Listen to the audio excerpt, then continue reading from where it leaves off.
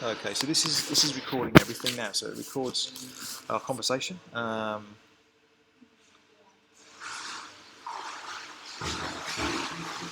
sure why that isn't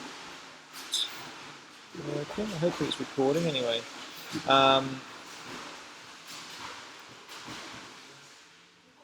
Blah blah blah. Yeah, good.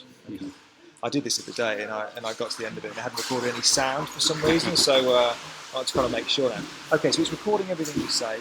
So it's like a nice thing for you to take away and to review in your own time. So you got a record of everything that we've talked about. Yeah.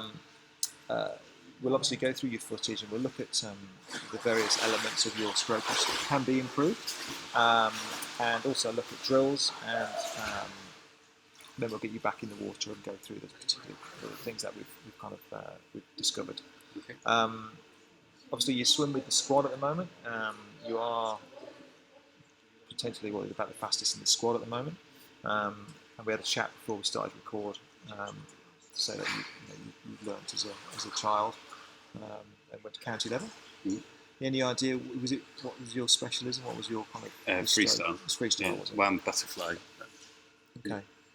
And what kind of speeds were you holding? What was your I have distances? no idea now. No, too long ago.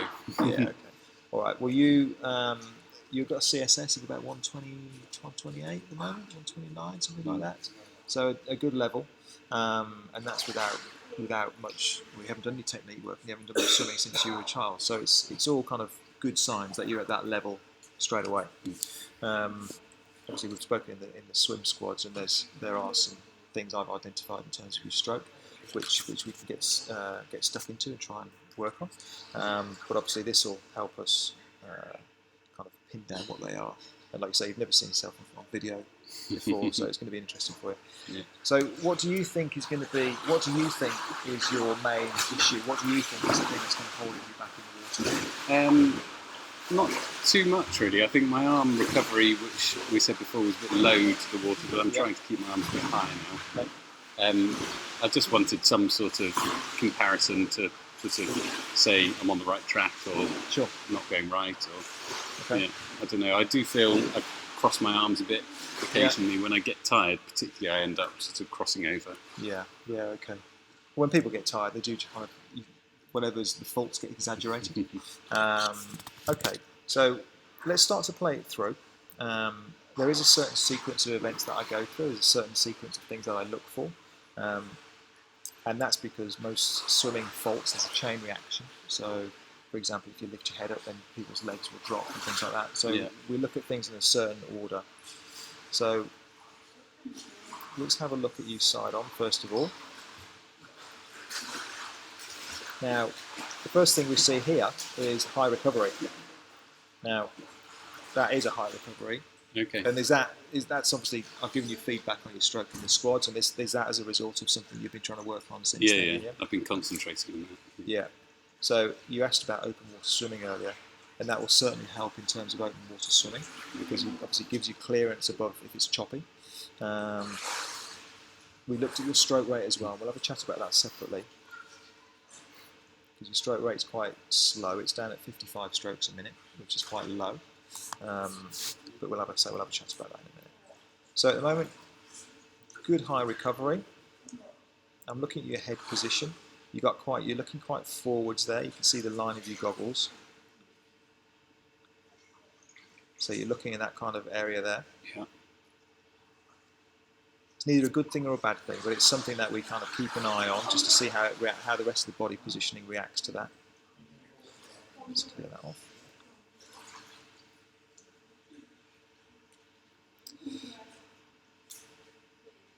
Okay, so here I'm looking at the head position, the body, the upper body here. For me, your head is a little bit higher than it could be. You know, we're talking the squads about Popeye breathing and split level vision, so you've got one goggle in, one goggle out. Yeah. It's just a small point, because obviously you lift your head up like that, then the legs do have a tendency to sink down a little bit, and you might have an arching of the back, so you kind of can sag a little bit in the middle there, create a little bit of drag. So that's something we can look at separately. Not too bad though, it's not too bad. Some people are right the way out of the water, so it's not too bad at all. Recovering on the right hand side, again nice and high, quite a straight arm recovery, and then your arm swings round. Do you get any shoulder problems or anything? I mean, you've only just kind of getting back into swimming now, as it were. So yeah, well, last year and this year, so it's quite a while now. But okay, no, so I nothing haven't at all. suffered my shoulders. No. Okay. The reason I say that is because you do have a tendency to enter the water with your thumb first. Yeah.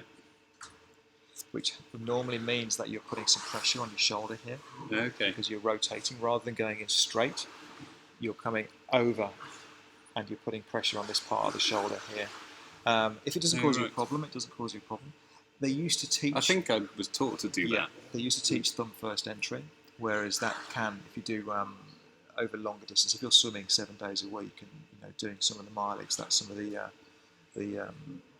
of the top swimmers are doing, then you could have a tendency to start getting soreness in the shoulders. So that's not taught anymore. It's now a flat entry, spearing in flat. I'll try that. And that also sets up. I'm not sure how I get my arm in the water like that. But yeah, okay. Well, we'll have a look at that. We'll have a look at that. And again, you've been doing this. This is well drilled into you. So some of these things are going to be quite difficult for you to kind of to get out of. Yeah. So that's the first thing I noticed there, is the hand is kind of sweeping around, entering into the water thumb first. Now, as we discussed in the squads, you do have a tendency to kind of cross over a little bit. And this arm is already going to start, because you're coming in like thumb first, your arm is already heading over in that direction. So imagine if you were to spear in, you're in more control of it. You should be able to spear and keep it straighter, rather than coming in thumb first and then have to straighten up. But we'll have a look at that closer when we get a different shot. Yeah, the other day when you were saying swim on rails, I was noticing I was having to do that. I was almost feeling like I was going outwards every time. Yeah.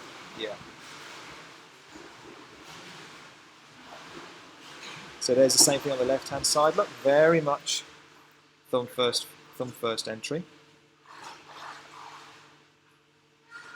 So if I just so as you've got this for comparison, if I show you.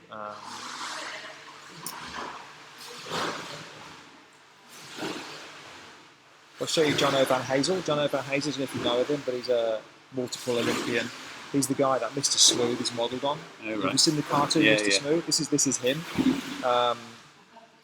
He's said to have one of the smoothest strokes in the world, so he was used as an example.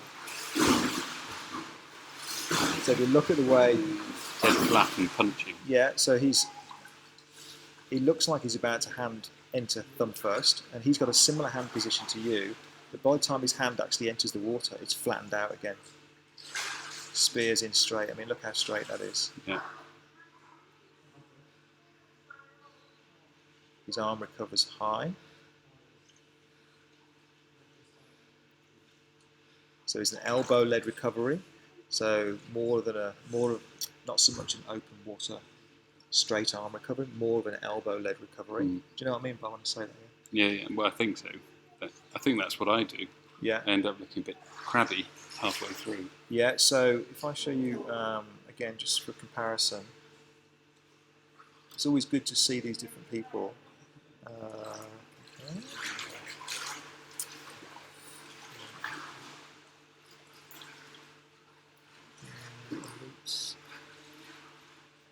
So at the other end of the scale, well, if I show you Harry Wiltshire, have you seen Harry Wiltshire swim? No.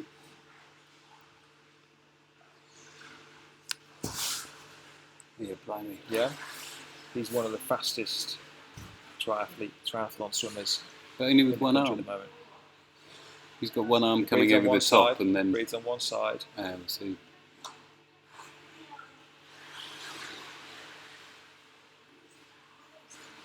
like a windmill. Yeah.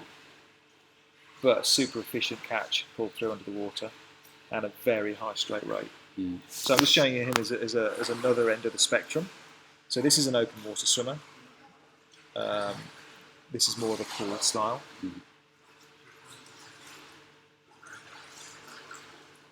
Because I feel splashy like that when I'm swimming, but Yeah. I don't think I am particularly. Yeah. Like that. Well, again, I mean, it's not the way Swim Smooth coach is. It's not about what it looks like so much. It's about becoming efficient and not retraining people to be all super smooth pool swimmers, because that's not what it's about. Especially most age groupers, it's kind of making the most of what people have got. So going back to Jono, spearing in nice and straight. Okay, so that's what we want you to emulate. Yeah. Okay, so I'll leave that run so you've got a copy of it on here for a while. Head position is nice and low. This for me is the main thing, and this is what I want to see from you when I see you swimming towards me at the end of the pool in the squad sessions. Is that spearing in straight and the finger being on those rails, and then engaging the catch straight down. The recovering arm, spearing and going straight. It's always dead straight in front of the shoulder. Okay? Any questions about that or anything? Okay. So yours is kind of a little bit more, I said about opening the chest up a little bit more. It's a little bit more kind of closed chest, which is causing the hand to go over the centre, head over towards sideways rather than in front of the shoulder and straight ahead. Yeah.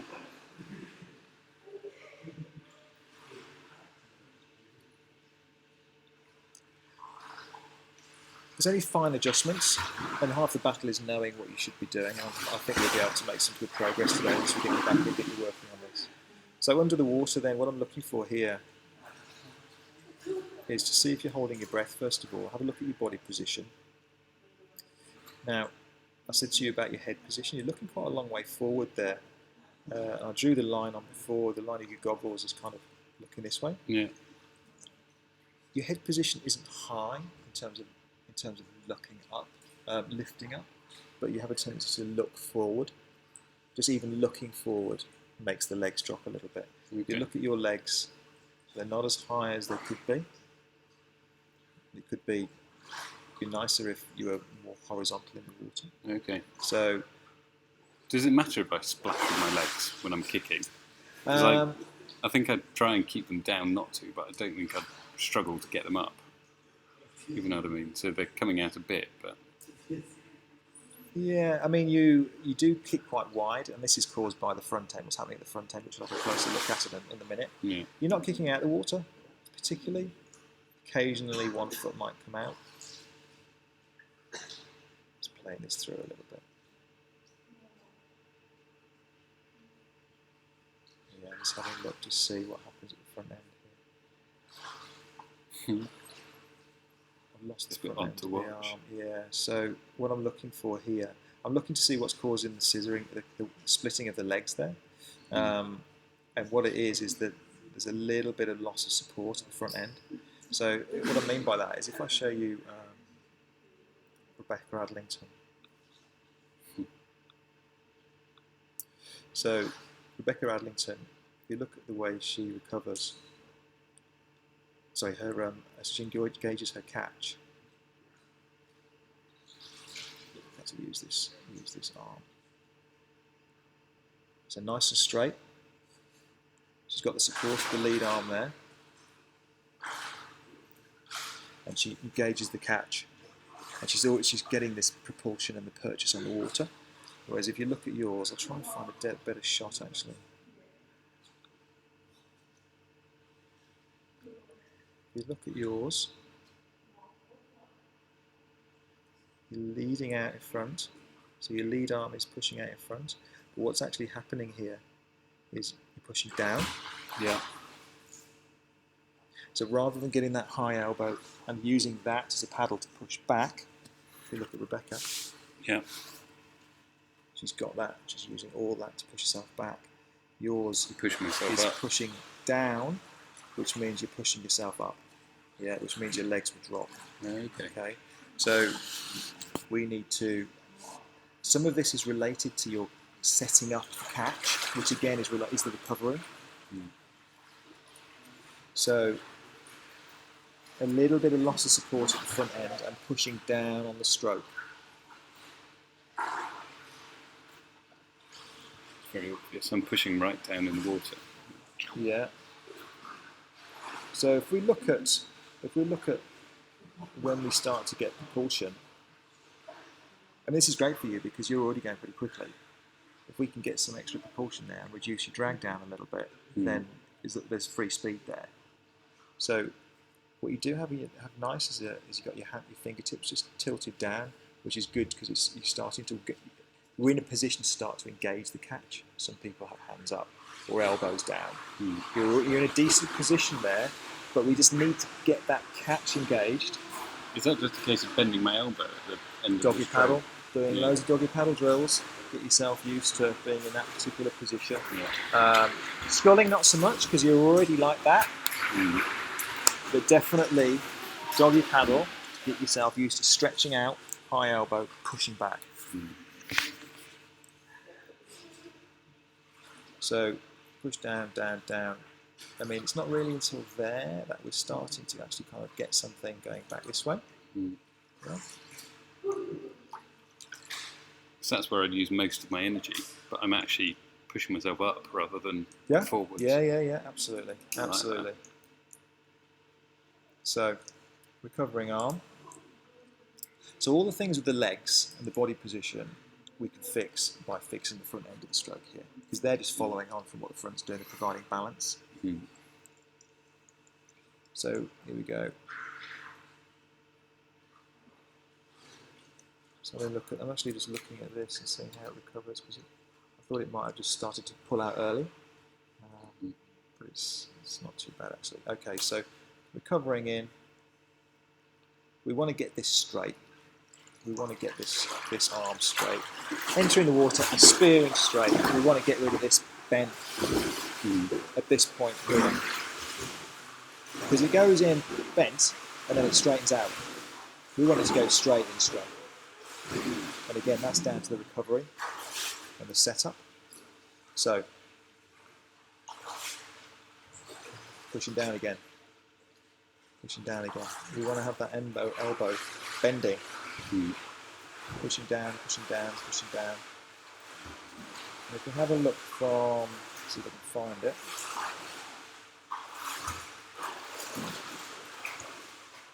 From this angle, this is where we see whether or not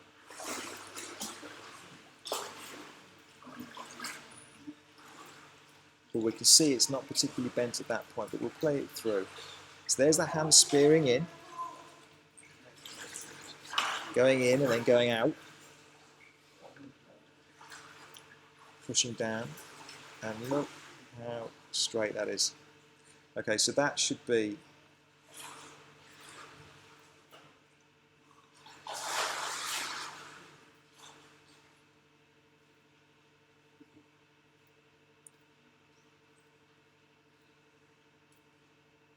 so we're looking at the difference I'm pointing.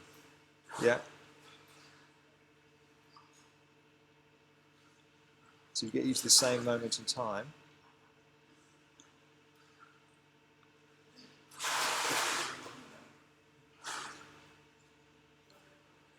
You're already back here, your arm is straight. She's still at the front engaging the catch, and this is related to the loss of support again. You're starting the stroke a little bit too early. Okay. So what I was going to show you here is this angle here should be kind of 100 to 120 degrees.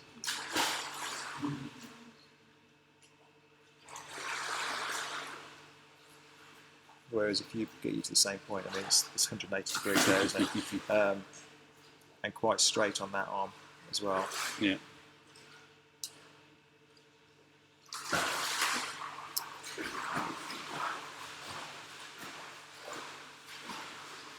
In terms of your kick, you've got a decent amount of flexibility in your feet there. You can see that your toes are quite well pointed. It's not very clear, but there we go, look. Get it nice and straight there. You've got a decent amount of flexibility in the ankles. You are splitting the legs quite a lot. Yeah. That's especially when you interesting. I take the didn't stroke think I on that was. side. And what will be interesting to see is when we go above.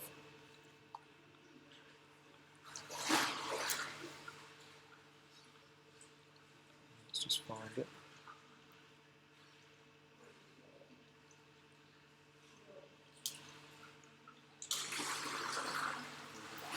See, already over that way.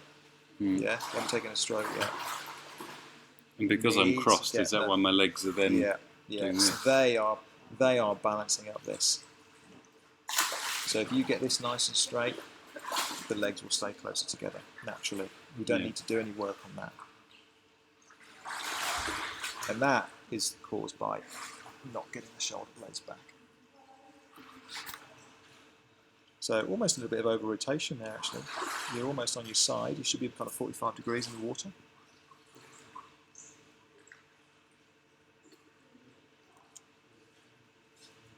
And then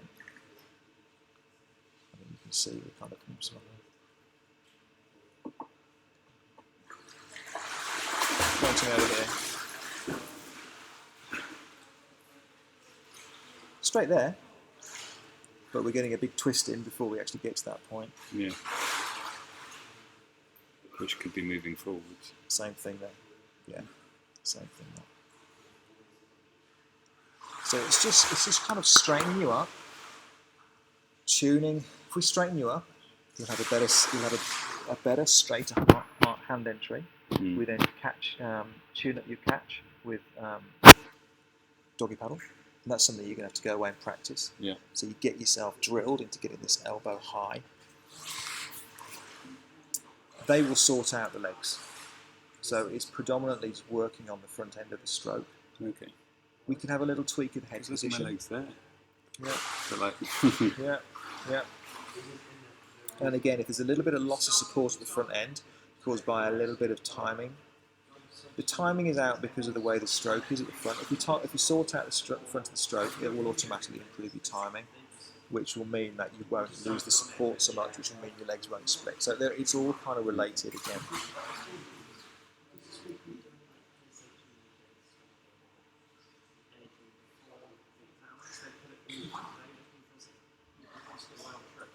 Yeah, so what I'm looking at here is what's happening to this arm, because do you know what front quadrant swimming is? Should always have a hand in front of the head, so have an arm in front of the head to provide the support. Otherwise, if there's no support there, then you generally have a tendency to sink. You do have an arm there, just about. But if I show you, Jono again.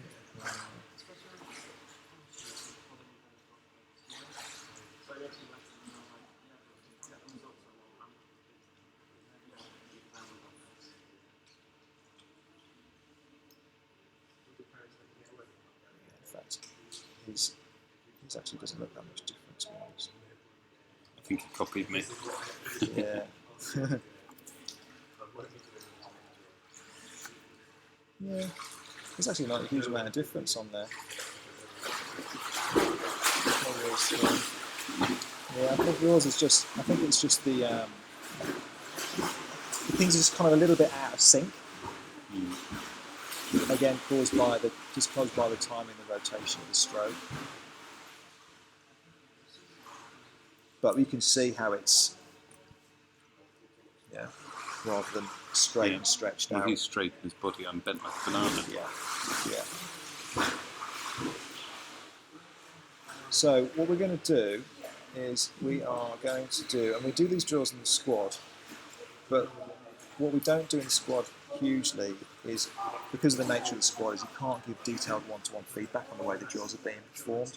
I'm going to get you doing some basic drills first of all, so kicking on your side and 6-1-6 things like that, but with a headset on, so I can give you feedback about when you're swimming to actually get into the correct position, so you know you're in the right position, you know what it feels like, so when you go away, you can try and simulate that same kind of feeling. So we'll just quickly rattle through these drills because I'm sure you'll pick them up quite quickly. But again, I'll put them on here so you can see what they should look like.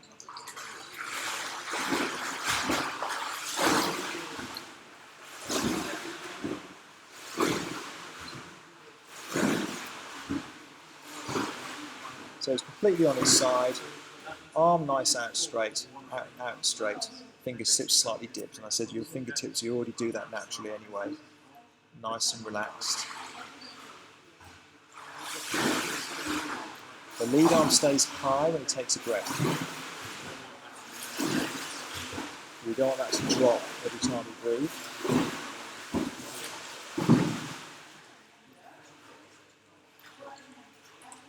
There we go, that's what I was waiting for from above. Completely on his side. The shoulder blades back. You see how that lead arm is staying on the line. A lot of people have a tendency for that arm to come over this way because they're just closing up the chest a little bit. Yeah.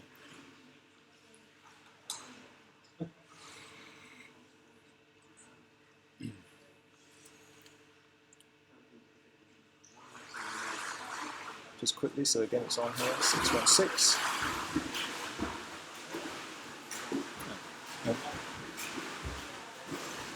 Sorry about that. Does have a tendency to do this.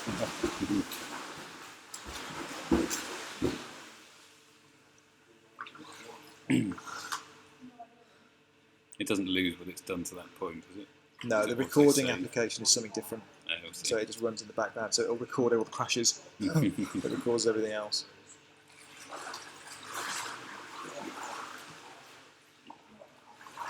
I might do it again in a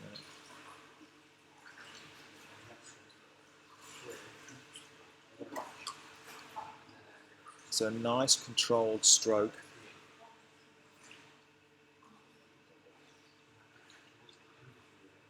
You see, he takes a stroke and he regains control, gets the balance in the water, makes sure the shoulder blade's back before he takes another stroke.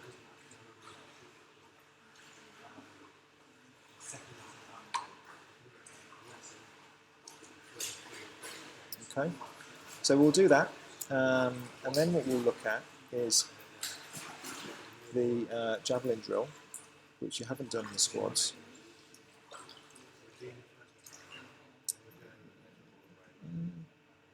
The javelin. There we go.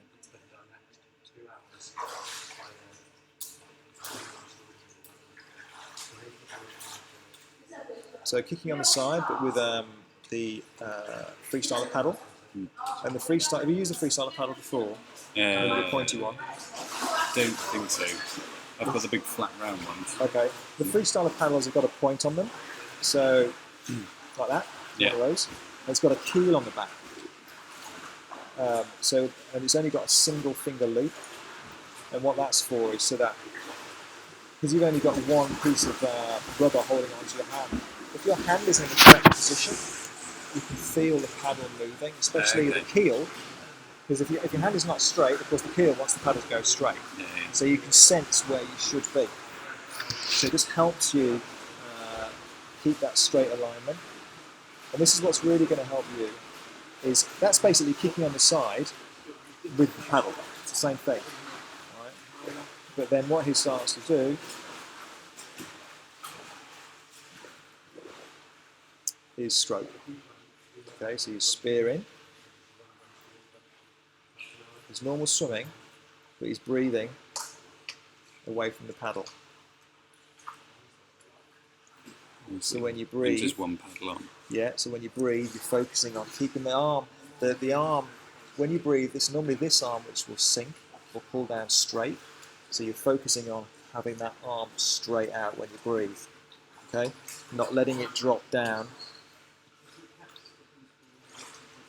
And again, I'll give you feedback while you're doing this. See how straight he is.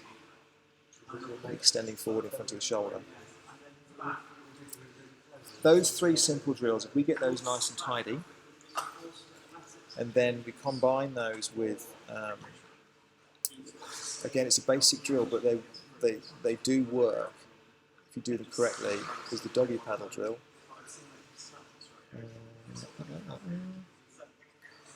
Doggy paddling.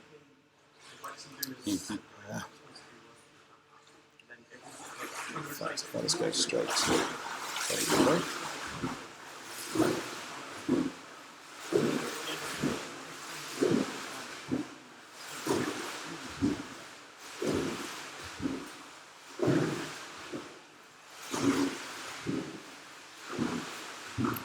open up in quick time. Really want to stop playing.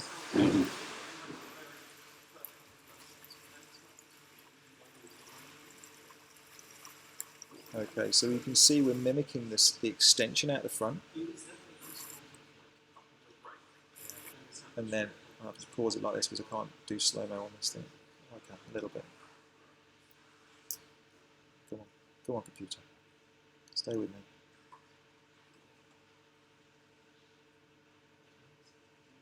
There we go. So he's practicing this high elbow catch and pull through.